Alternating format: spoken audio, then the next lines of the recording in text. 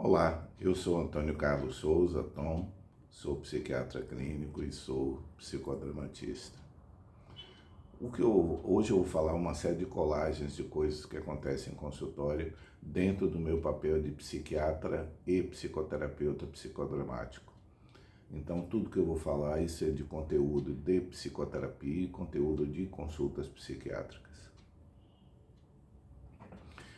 Uma das coisas que mais me chama a atenção, e eu presto muita atenção na linguagem, aliás, fazendo um parêntese, embora psicodrama seja descrito como método de ação, ou seja, ele necessita da dramatização para se efetivar, mas a palavra embute ação. Então, compreender a palavra faz parte da ação. A ação não é simplesmente mover-se no palco. O conteúdo daquilo que a pessoa fala também corresponde à ação. Portanto, mesmo num diálogo verbal, sendo psicodramatista, há que se pressupor qual é a cena que aquele diálogo, ainda que esteja num diálogo meramente verbal, não haja dramatização, mas há que se pressupor essa cena como seria no palco. Então, partindo desse princípio, do que o psicodrama nos dá essa ferramenta, mesmo numa consulta psiquiátrica, que foi isso que aconteceu recentemente comigo, é a história de um paciente que todo o tempo do discurso dela é dizer que os pais a relegam a segundo plano, que os pais a diminuem, nunca elogiam, ela não pode contar com eles, que estão sempre criticando, alegando que pagam tudo, sempre cobrando e desqualificando ela. Aí eu perguntei, e qual é o seu plano de futuro? Ela disse, eu quero sair de casa. É essa cena que eu gostaria que vocês visualizassem. O primeiro momento da consulta, ela está assim, meus pais me desqualificam, meus pais dizem que eu não dou para nada, meus pais dizem que eu não tenho futuro, meus pais dizem que eu não vou dar conta de mim, que eu preciso deles. No segundo momento da consulta, eu pergunto a ela, e o que é que você quer fazer da sua vida? Ela disse, ela continua, eu quero sair daqui. Aí apareceu isso, mas eu tenho medo de não dar certo, eu tenho medo de realmente ser incompetente, eu tenho medo de não dar conta de mim. Repare, cenicamente num palco, o paciente estaria caminhando nesse sentido, dizendo tudo o que ele irá fazer e as queixas dele. Num determinado momento, no palco, ele mudaria a rota dele com essa conjunção chamada adversativa na gramática portuguesa, que é o mas. Lembrando da gramática portuguesa, as conjunções adversativas, mas, porém, todavia, contudo, entretanto, elas fazem isso. Uma oração está caminhando, eu vou me matar, eu vou fugir de casa, eu vou embora, eu vou me separar, eu vou pedir demissão. Logo a seguir aparece o mais, que é, mas eu tenho medo de ficar só, eu tenho medo de não dar conta da minha vida, eu tenho pena dele que vai ficar ou dela que vai ficar, eu não consigo viver sem ela. Então, imagine essa cena no palco que traduz a vida da pessoa.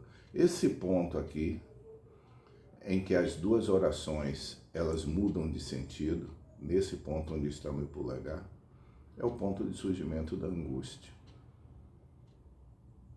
Porque ela está sendo puxada por forças distintas. Uma força diz que ela tem que tomar decisões, tem que fazer coisas, e a outra força diz, mas você não é capaz. Nesse ponto aqui, aparece a angústia. A ansiedade é exatamente isso.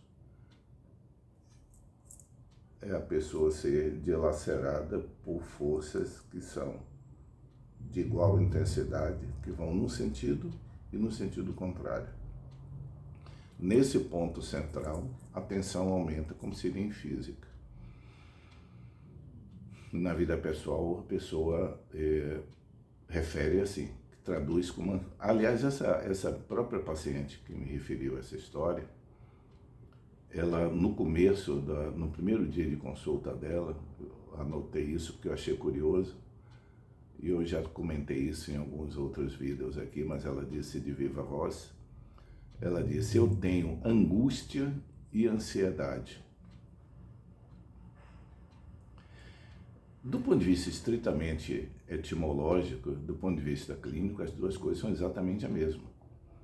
Tanto a angústia quanto a ansiedade, elas advêm de uma raiz latina, anx, que significa estreito, aperto. Em inglês, anxiety, em alemão, Angst, e em português, ansiedade e angústia. Nós temos duas palavras. Essa paciente, ela faz uma referência que ela sente duas coisas que ela denomina diferente. Aí eu perguntei na primeira consulta, como eu sempre pergunto ao paciente, ansiedade e angústia são palavras caixas, eu chamo isso de palavras caixas. Ou seja, a palavra ansiedade, eu tenho que abrir essa caixa para olhar o que tem dentro, para ver qual é o conceito da ansiedade para aquela pessoa.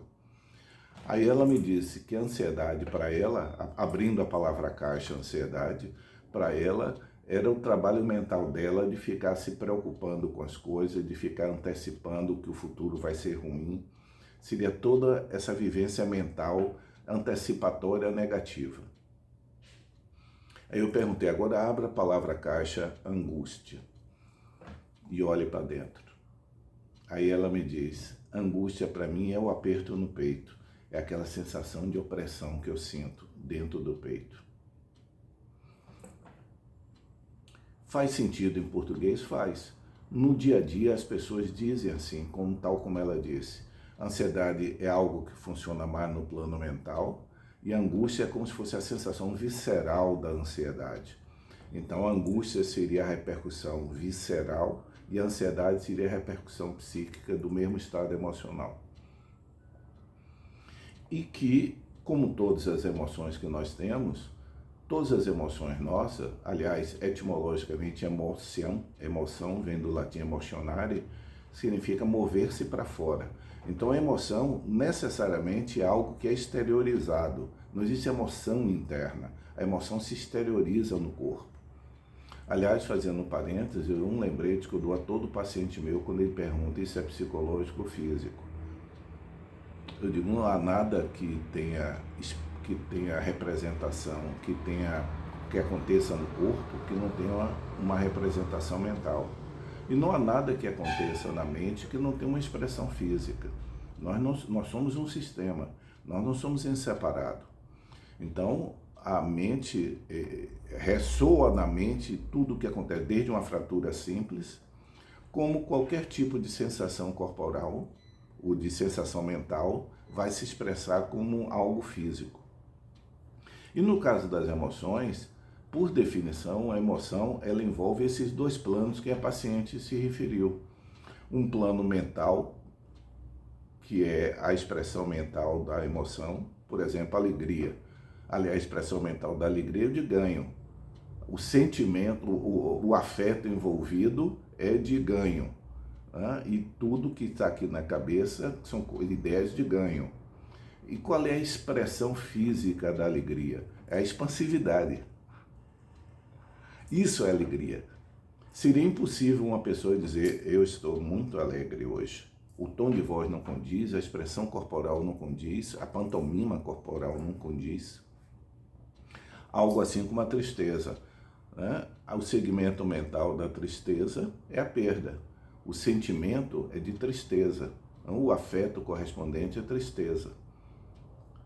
E qual é a expressão corporal? É só olhar os emojis que vocês têm que distribuem no WhatsApp. O emoji da alegria, as curvas são para cima. Os emojis tristes, as curvas são para baixo. Então, toda emoção tem sempre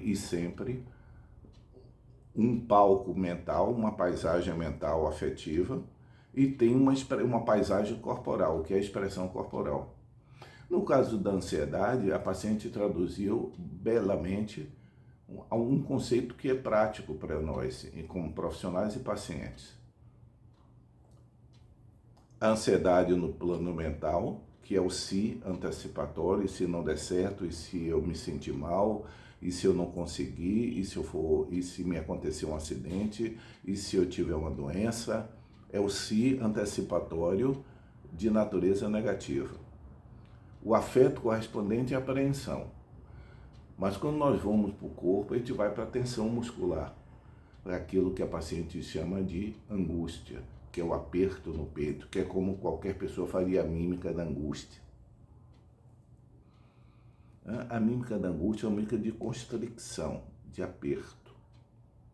Estar angustiado é estar apertado, é estar num espaço muito menor do que o caibo. Então, essa diferença que essa própria paciente que deu origem a todo esse vídeo de hoje, né, se refere de ansiedade e angústia, todas as outras expressões corporais das emoções, elas são sempre harmônicas. As pessoas sempre se dão conta de que é impossível uma pessoa estar alegre sem que demonstre corporalmente. Então, é impossível uma pessoa estar ansiosa sem que expresse corporalmente. Só que como esse fato, geralmente a pessoa não atribui, termina repercutindo, toda a repercussão corporal termina sendo vista como doença física.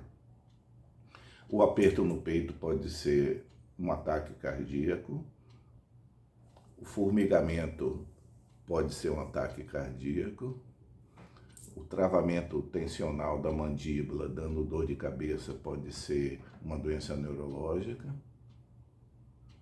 a contração da bexiga fazendo com que a pessoa urine frequentemente pode ser infecção urinária. Sempre aviso, é como se houvesse uma dissociação na emoção, ansiedade das outras emoções. Ninguém vai dizer que é estranho que uma pessoa alegre esteja pulando de felicidade. Mas se uma pessoa ansiosa diz que está com um aperto no peito, imediatamente isso é visto como uma doença física. E não é que a ansiedade dê isso. A ansiedade é isso. Do mesmo jeito que a alegria não dá expansão, a alegria é esse componente que tem um segmento cognitivo afetivo e um segmento que é corporal. Alegria é isso, você não pode dissociar. É impossível se dissociar a expressão corporal da alegria da expressão do componente alegre cognitivo. A tristeza, a raiva, todas essas emoções, elas necessariamente têm a contrapartida corporal. A ansiedade é uma emoção tão normal quanto as outras. Portanto, ela tem uma contrapartida corporal sempre. Só que no caso da ansiedade, as pessoas dissociam e atribuem a expressão corporal que a ansiedade tem, atribui a sintomatologia física. Que aí vira o ciclo vicioso. O si mental, gerador da ansiedade, o si que traduz expectativa negativa. Quando a pessoa traduz isso como um diagnóstico clínico, como um problema clínico, ele vai se deslocar para cá. E se eu tiver infarto, e se eu morrer? Por isso que a bola de neve da ansiedade se multiplica. Quanto mais angustiado eu me sinto, mais ansioso eu fico. Se eu puder resumir numa fórmula, traduzindo todo o pensamento que é gerado pela minha paciente.